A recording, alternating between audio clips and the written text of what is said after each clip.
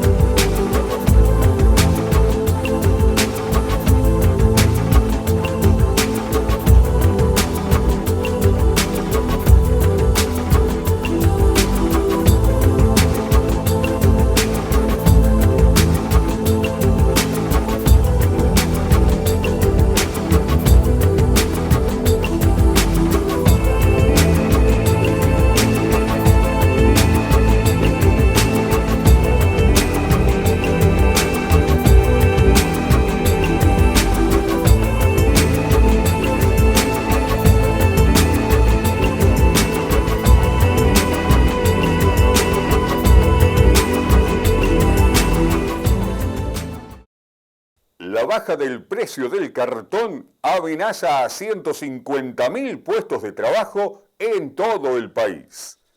El alerta lo encendió Conarcop. El cartón representa entre el 60 y el 80% del ingreso de las cooperativas de reciclado. La mirada de cartoneros y recicladores a través de Ramiro Martínez, presidente de Conarcop y de la cooperativa de reciclados Creando Conciencia.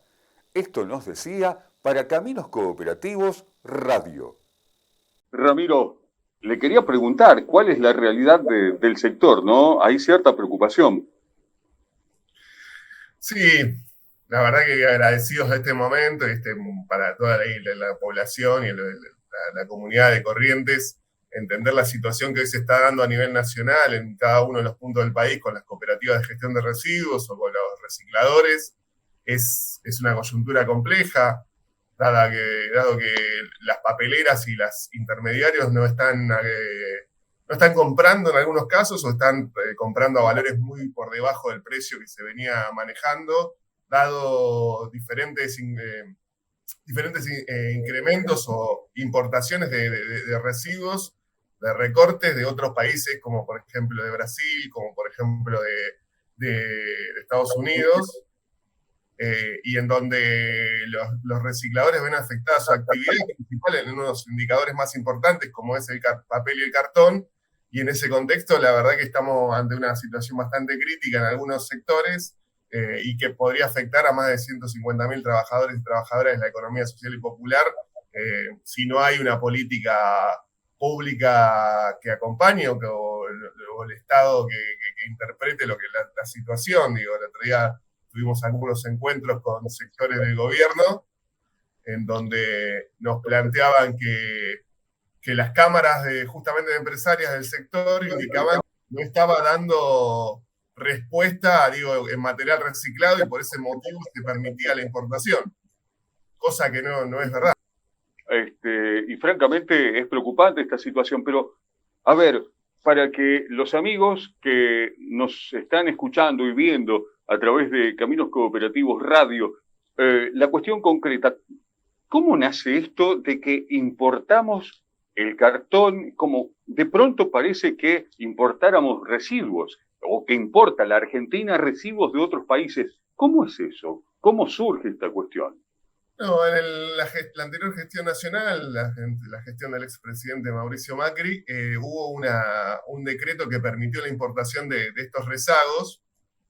Luego no hubo, después al cambiar la gestión nacional, no hubo una derogación de ese decreto para que permitiera la importación.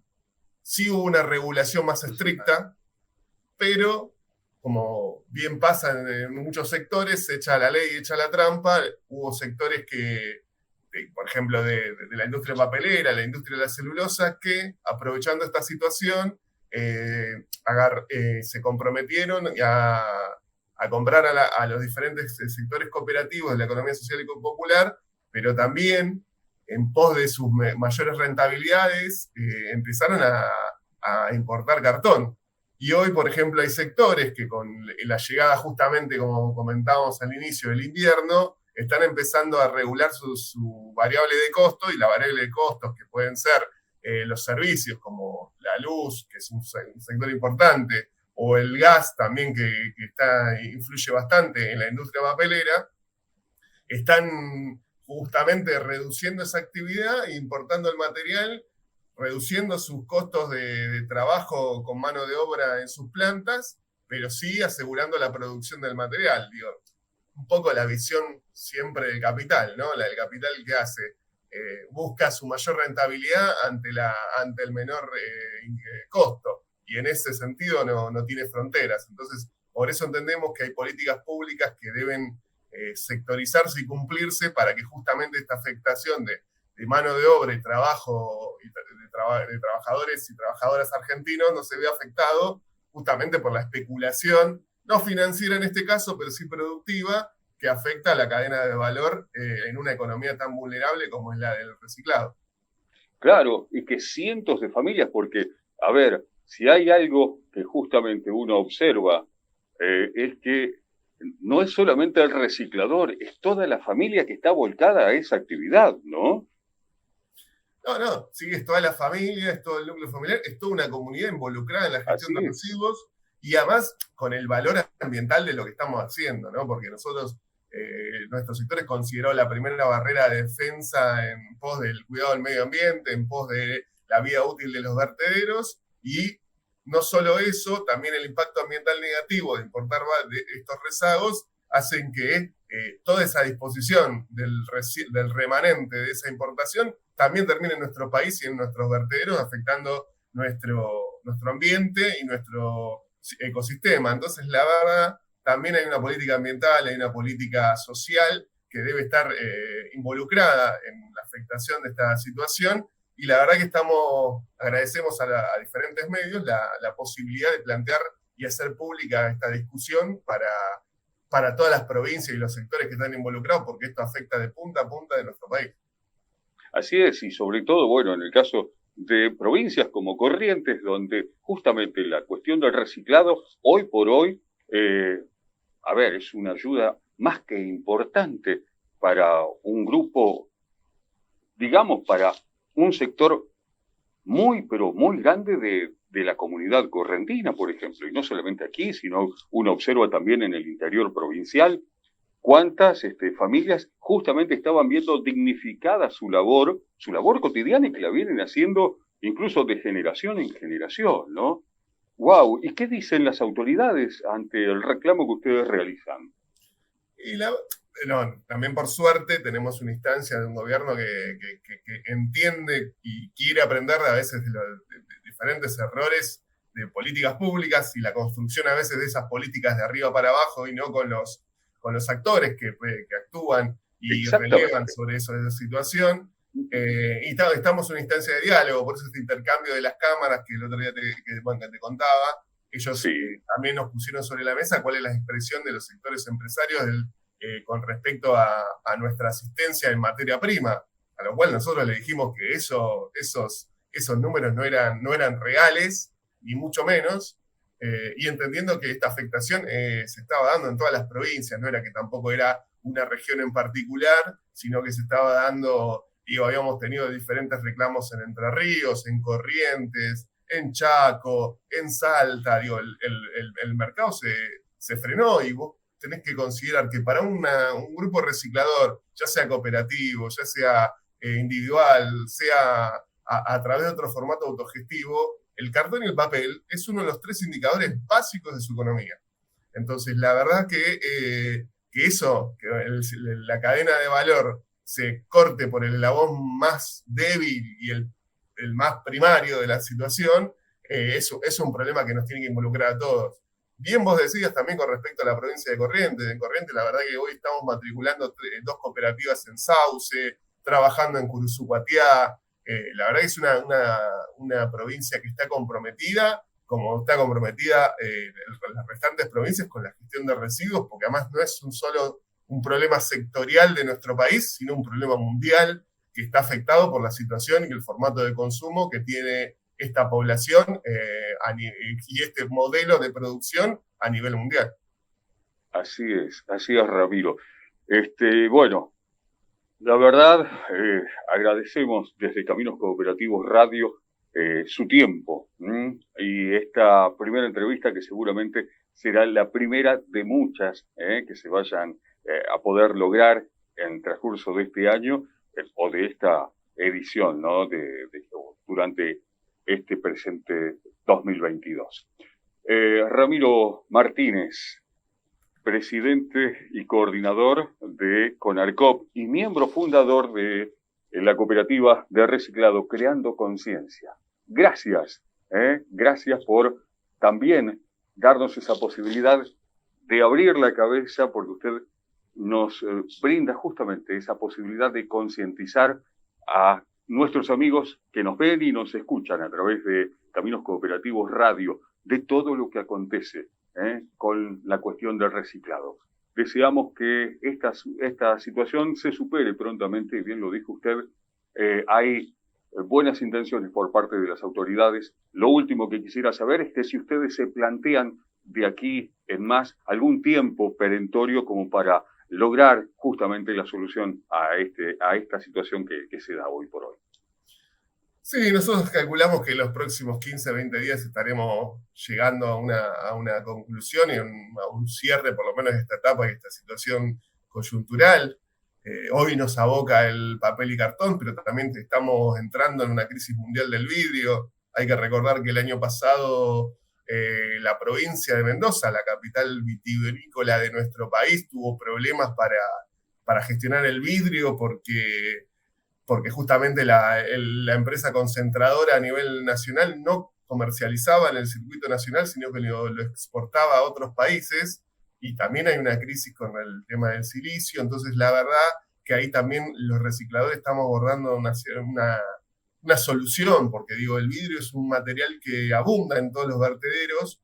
El tema es la baja apreciación del mismo para la reinserción, y el valor agregado que debe darse al mismo. En ese contexto estamos abordando un proyecto integral con un montón de cooperativas que integran la red de recicladores de CONARCOP, y que también el debate del vidrio, que es un material muy noble para su reciclado, estamos dando pronta solución. Pero con respecto al cartón y papel, entendemos que en los próximos 15, 20 días vamos a entender una situación y se va a normalizar nuevamente este encuadre con los sectores empresarios.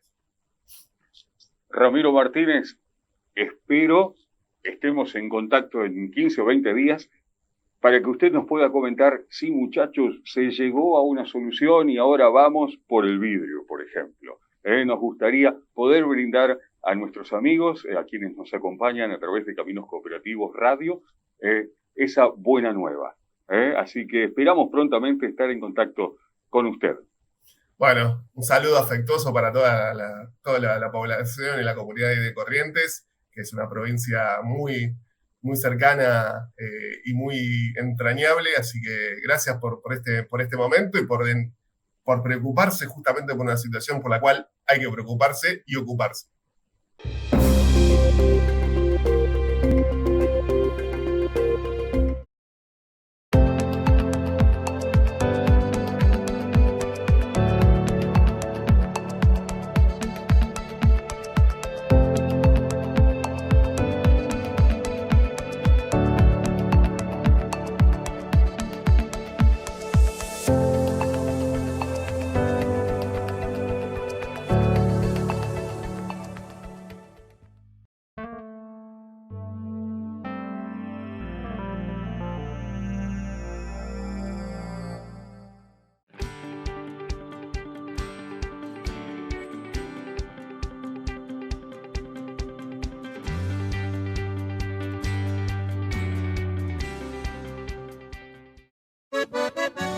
Nunca estás solo si te acompaña tu canción favorita y un mate con yerba Playadito. Colonia Liebig, La Correntina, departamento de Ituzaingó. Playadito, la del paquete amarillo. Al oro verde de tus yerbales. Playadito, la tradición que se comparte.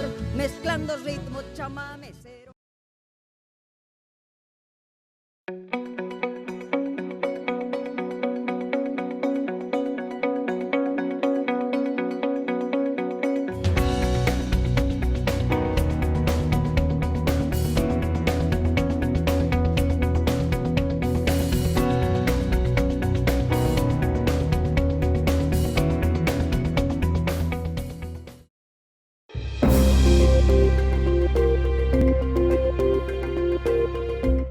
Según datos del INIM, la caída de la cosecha de hoja verde fue del 57% en abril.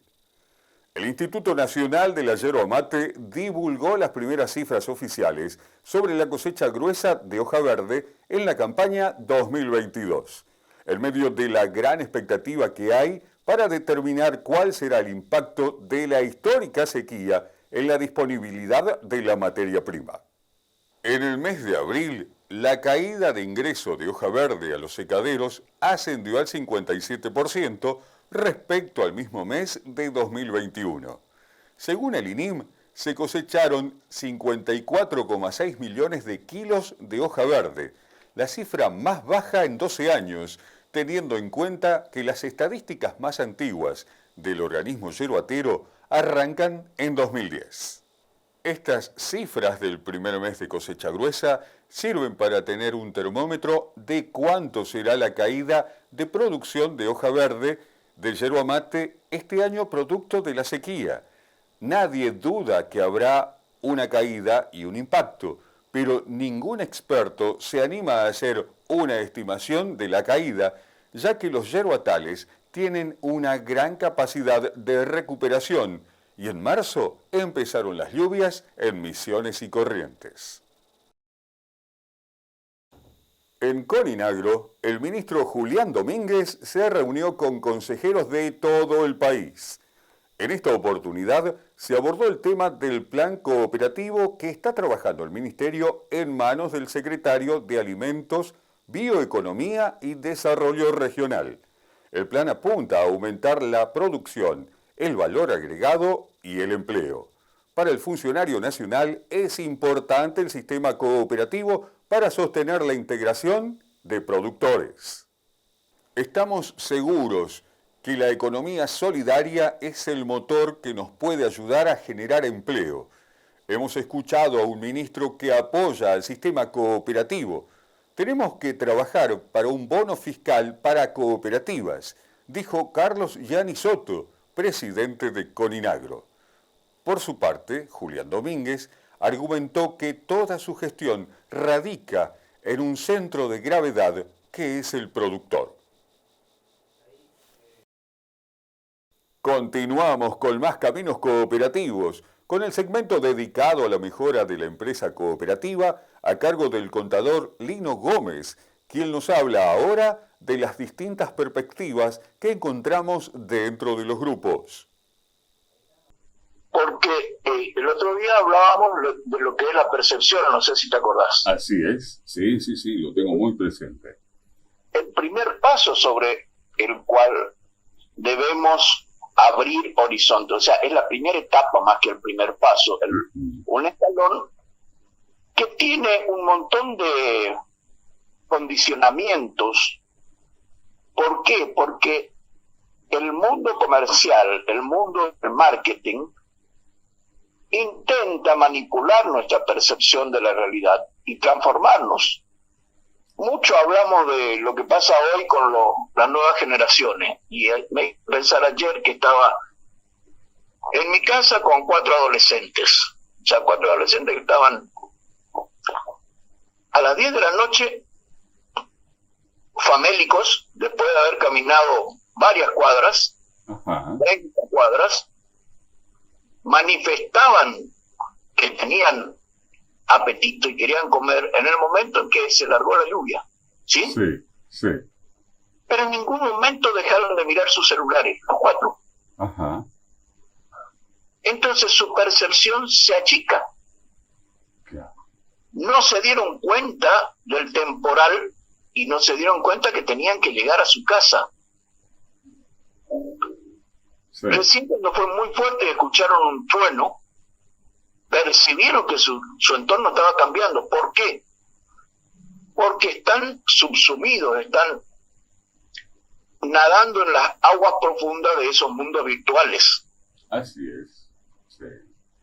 Eso es lo que hace toda la sociedad de consumo en la que vivimos, para que nosotros estemos enganchados a otras realidades paralelas que no son las de nuestro mundo físico de alrededor.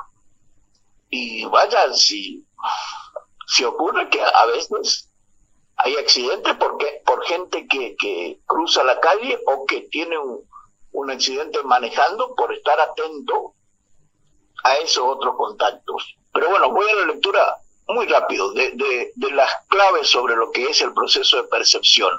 Por Y favor. esto lo estoy leyendo de un trabajo de psicólogos, ¿sí? Ajá, sí. ¿Cómo se definen estas claves del proceso de percepción? Primero, que es un proceso mental,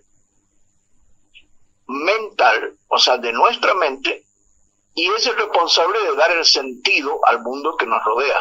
Si no tuviéramos ese trabajo de nuestros sentidos, no percibiríamos el mundo. Acá solemos hacer un ejercicio de silencio, vendar y poner guantes, pero bueno, a más allá de los ejercicios que alguna vez ojalá lo podamos ver.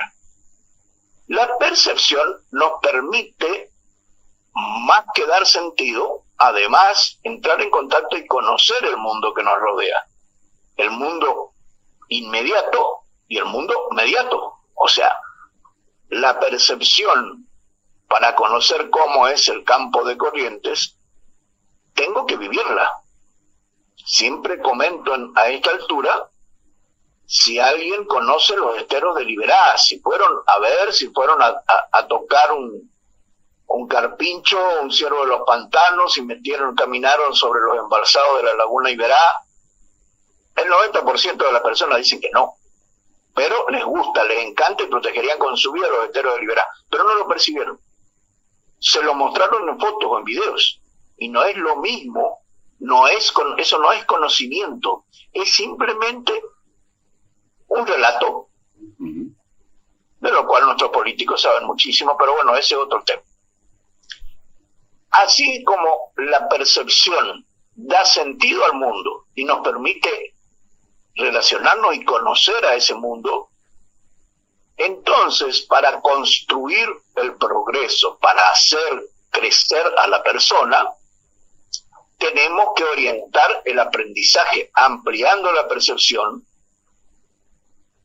y teniendo un método. Y acá nos enfrentamos, Alejandro, a un gran problema. Sí, coméntenos, contador. Nuestros docentes, excepto quizás la excepción en la enseñanza inicial, Ajá. pero ni el nivel primario, ni el secundario, ni el técnico, ni el universitario, ninguno tiene ni la más mínima instrucción para trabajar sobre un aprendizaje basado en las percepciones. Con lo cual, ¿qué ocurre?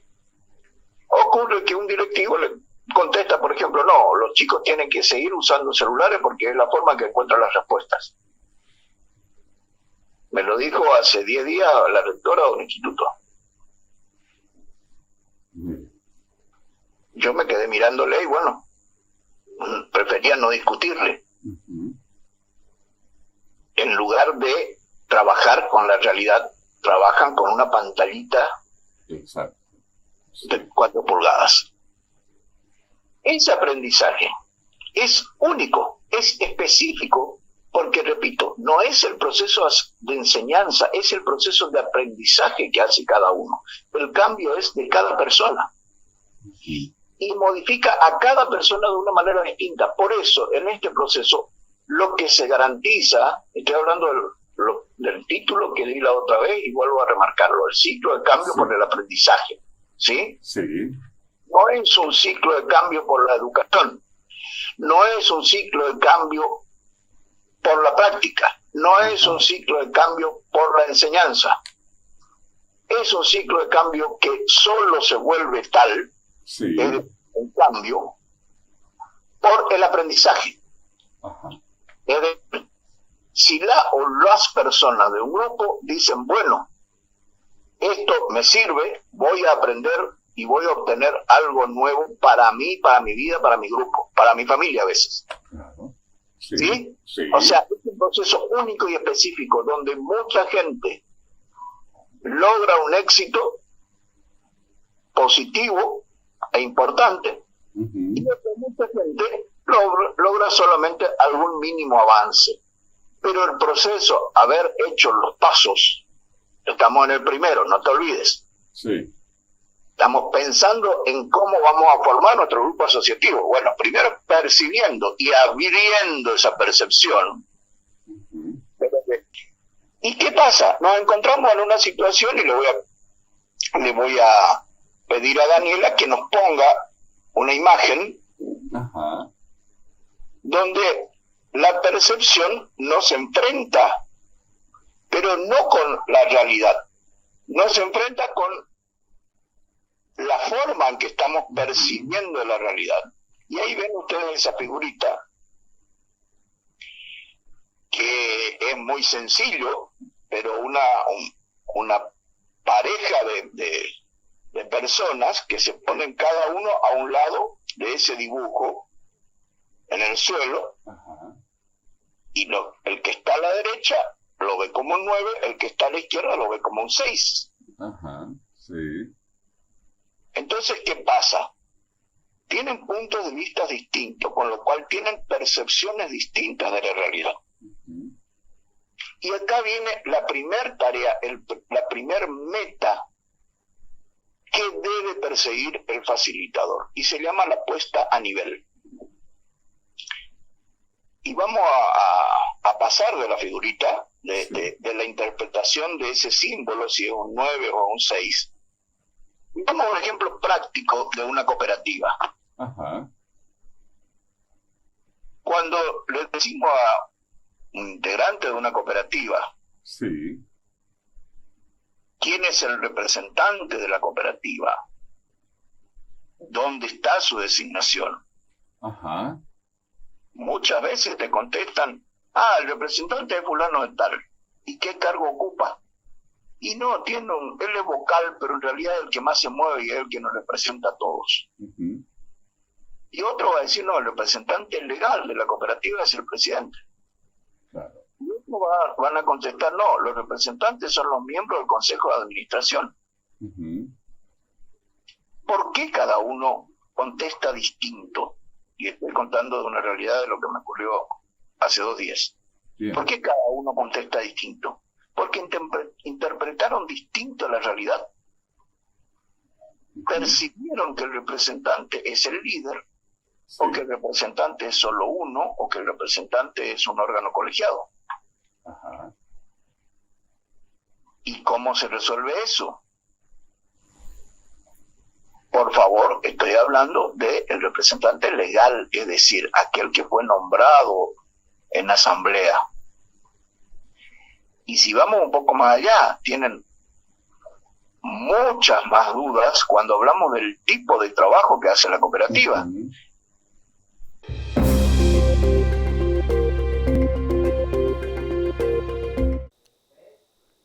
Así llegamos al final de una nueva emisión de Caminos Cooperativos, el programa que busca aumentar la conciencia sobre el sector de la economía social y solidaria y promover las ideas de solidaridad, eficacia económica, igualdad y paz mundial. Será pues hasta el próximo programa.